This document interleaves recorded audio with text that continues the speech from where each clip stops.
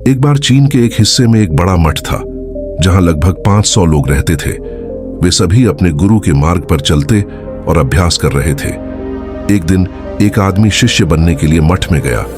उसने जैन मास्टर कहा, मैं आपका शिष्य बनना चाहता हूं, अपने आप को जानना चाहता हूं, मैं सत्य जानना चाहता हूं। जैन मास्टर ने उसकी ओर देखा और कहा, यदि तुम सत्य को जानना चाहते हो तो तुम्हें अपना पूरा जीवन दांव पर लगाना होगा।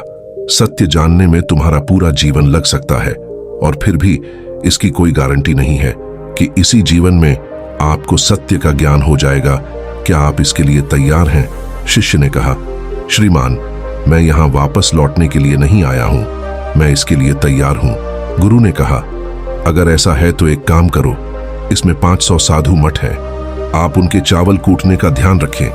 बस सुबह से शाम तक चावल कूटते रहें। जब आप थक जाएं तो सो जाएं और जब सुबह उठे तो फिर से कूटना शुरू कर दें। उठें, कुछ और न करें और कुछ न सोचें, बस इसी रास्ते पर चलो। दोबारा मेरे पास मत आना, जरूरत पड़ने पर मैं खुद तुम्हारे पास आऊंगा। युवक ने अपने गुरु के आदेश के अनुसार तेजी से उठना शुरू कर दिया। उस मठ में 500 शिष्य थे। उन सभी को समय समय पर भोजन की जरूरत होती थी। सुबह जल्दी उठना और तेजी से उठना शुरू कर देता। जब तक कि रात तक थक न जाए, वह उसी कमरे में सो जाता जहां वह तेजी से दौड़ता था। वह कुछ महीनों तक न तो किसी से बात करता था और न ही कोई उसके पास बात करने के लिए आता था। उसके मन में सभी विचार आते रहते थे, लेकिन जब विचारों को कोई नया विषय नहीं मिलता तो वे भी धीरे धीरे अपने आप खत्म हो जाते हैं और कुछ वर्षों के बाद उनके विचार कम होने लगते हैं, यहाँ तक कि वह अपना नाम भी भूल जाते हैं। वह हमेशा चुप रहते थे और अंदर की ओर बढ़ते रहते थे। विचार शून्य अवस्था। वह न तो ध्यान करता था और न ही कोई धर्म ग्रंथ पढ़ता था। मठ के प्रमुख शिष्य उसे पूर्ण और अपने से बहुत हीन मानते थे। ऐसा करते करते 12 वर्ष बीत गए। 12 वर्षों के बाद एक दिन जैन मास्टर ने घोषणा की कि अब मेरा अंतिम समय आ रहा है और मुझे चुनना होगा। मेरे उत्तराधिकारी जो मेरे बाद इस मठ के प्रमुख होंगे, इसलिए मेरा कोई भी शिष्य जो आत्म साक्षात्कारी हो गया है उसे रात में मेरे दरवाजे के पास आकर कुछ पंक्तियां बतानी होंगी। कुछ पंक्तियां जो उसके सभी अनुभवों को कवर करती हैं। कई शिष्यों ने ऐसा करने के बारे में सोचा। मठ के प्रमुख शिष्य वहां गए और कुछ पंक्तियां लेकर आए। वह बौद्ध धर्म ग्रंथों के बहुत जानकार थे। सभी शिष्य उन्हें अपने गुरु का संभावित उत्तराधिकारी मानते थे। उन्होंने लिखा था कि मन एक दर्पण की तरह है जिस पर विचारों और इच्छाओं की धूल जमा हो जाती है, जिसे साफ किया जा सकता है। यह धूल ध्यान है जिसकी धूल साफ हो गई है और मन का दर्पण साफ हो गया है, उसे मोक्ष मिल गया है। जब गुरु सुबह उठे और उन्होंने ये पंक्तियां देखी तो उन्हें बहुत गुस्सा आया और कहा कि किस मूर्ख ने मेरी दीवार पर यह सब कचरा लिखा है। मुख्य शिष्य चुप रहा। हालांकि उसने जो पंक्तियां लिखी वे ज्ञान से भरी थीं, लेकिन यह सब किताबी ज्ञान था। मुख्य शिष्य बहुत चतुर था। उसने पंक्तियां तो लिख थी लेकिन नीचे हस्ताक्षर नहीं किया, क्योंकि वह खुद इसके बारे में निश्चित नहीं था कि यह सही है या नहीं। वह आत्मज्ञानी नहीं थे। गुरु ने उन पंक्तियों को पूरी तरह से खारिज कर दिया। यह देखकर हर कोई आश्चर्यचकित रह गया। यह घटना पूरे मठ में चर्चा का विषय बन गई। 2 शिष्य इस विषय पर बात करते हुए उस शिष्य के पास से गुजरे जो 12 साल पहले यहां आया था। उन दोनों की चर्चा सुनकर वह धीरे से हंसा। दोनों शिष्यों ने उससे पूछा कि तुम क्यों हंस रहे हो? उन्होंने उससे पूछा क्योंकि वह उत्तर देने वाला उनकी राय में एक बहुत ही तुच्छ भिक्षु था। किसी ने भी उसे कभी भी धर्म ग्रंथ पढ़ते या ध्यान करते नहीं देखा था। सभी लोग उसे पूर्ण मानते थे जो बस किताबी ज्ञान पढ़ता रहता था। उस मठ में महान विद्वान थे और उस लड़के का उनके लिए कोई मतलब भी नहीं था, इसलिए वे उसे मुस्कुराते हुए देखकर आश्चर्यचकित हो गए। उन्होंने फिर से उससे पूछा कि आप क्यों हंसे? लड़के ने कहा, मैं हंसा क्योंकि गुरु सही कह रहे हैं कि ये सभी पंक्तियां बकवास हैं।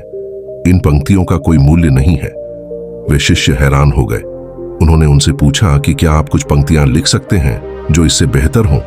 लड़के ने कहा, ठीक है, मैं नहीं लिख सकता क्योंकि मैं अनपढ़ हूं, लेकिन हाँ, मैं कुछ पंक्तियां कह सकता हूं और यदि आप उन पंक्तियों को लिख सकते हैं तो मैं आपके साथ जाने के लिए तैयार हूं। वे सहमत हो गए, इसलिए वे गुरु के कमरे के पास गए। लड़के ने कुछ पंक्तियां कहीं और दूसरे शिष्य ने इसे दीवार पर लिखा और उनके नीचे लड़के का नाम बना दिया। पंक्तियां वे अपने गुरु से फिर से उसी प्रतिक्रिया की उम्मीद कर रहे थे जो पंक्तियां उन्होंने लिखने के लिए कहा था।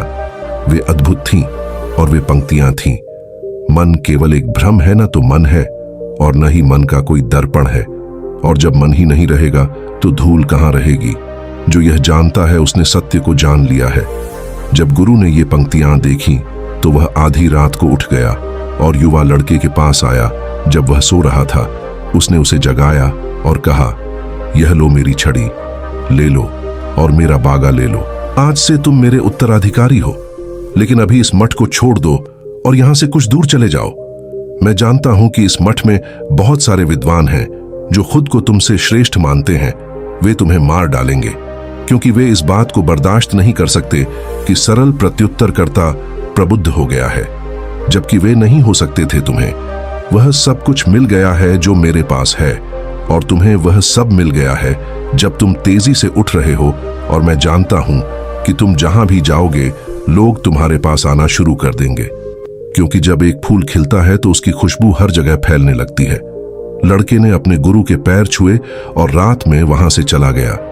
यदि हम अपने जीवन में देखें तो पाएंगे कि बहुत से लोग सोचते हैं कि ध्यान केवल एक जगह बैठकर आंखें बंद करके ही किया जा सकता है, लेकिन वास्तव में ऐसा नहीं है।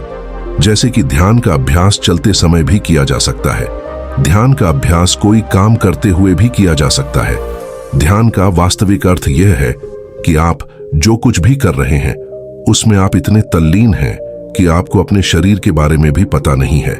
बिल्कुल उस चावल कूटने वाले की तरह, जो चावल कूटने में वह इतना तल्लीन हो गया कि उसे अपना कोई होश नहीं रहा, और एक दिन कूटते कूटते ही उसे आत्म साक्षात्कार हो गया। इसी प्रकार जैन का अर्थ है हर समय वर्तमान क्षण में रहना और कुछ भी न सोचना, क्योंकि मन तब तक मौजूद है जब तक वह मौजूद है विचार है। जब कोई विचार नहीं होगा तब मन भी लुप्त हो जाएगा, और जब मन नहीं रहेगा तब केवल आपका शुद्ध स्वरूप ही बचेगा। वास्तव में हमें अपने वास्तविक स्वरूप को जानने के लिए किसी अन्य साधना की आवश्यकता नहीं है। हमें बस आवश्यकता है हम जो कुछ भी कर रहे हैं उसमें पूरी तरह से खो जाना, अपने काम में इतना तल्लीन हो जाना कि आपका काम ध्यान बन जाए। दोस्तों, आपने आज के इस वीडियो से क्या सीखा वह मुझे आप कमेंट में बता सकते हैं। इसी के साथ में उम्मीद है कि आपको आज की वीडियो पसंद आई होगी, तो इस वीडियो को उस इंसान को शेयर करें जिससे यह कहानी सुनने की जरूरत है, और उसी के ठीक बाद चैनल को सब्सक्राइब करें। तो चलिए फिर मिलते हैं ऐसी एक और नई वीडियो में एक नए मैसेज के साथ। तब तक के लिए अपना ख्याल रखें।